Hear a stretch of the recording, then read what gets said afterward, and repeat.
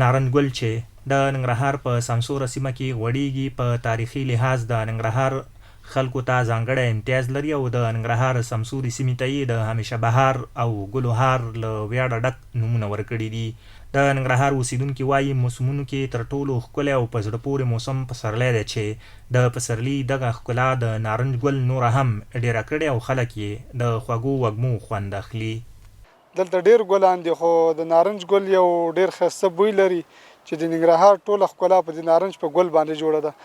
داسې یو بوی په ننګرهار ښار کې خپور کړی چې د انسانانو روح ورسره تازه وي او په ننګرهار کې مشهور نارنج دی خو نارنج بوی ډېر ښایسته بوی دی، انسان روح ورسره همیشه تازه وي، په دې سهار کې خو ورسره بیخي تازه وي.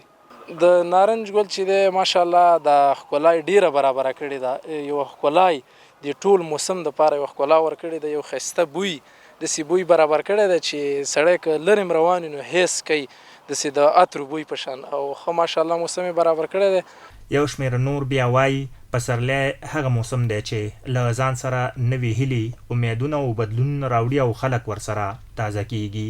ډېر مزه راکوي. زه دا موسم چې کوم دی سره روح تازه کېږي، زړه خوشحالي ورسره پیدا کېږي، پوه نه شوې، او ما ته خو ډېره مزه راکوي. زه هر سهار راځم دلته انجوی کوم، پوه نه شوې، او زما سره چې کوم دی د مصروف حرکت مو سره ښه کېږي، پوه نه شوې، او آینده کې چې کوم دی غواړم چې راشم دلته. د پسرلي موسم د ښکلا سمبول دی چې د دې موسم ښکلا د نارنج ګل څو چنده زیاته کړې او د ننګرهار هر لوري ته د نارنج د ګلونو عطرورینې خوشبوګانې خپرې دي او خلک یې د خوشبو خوند اخلي.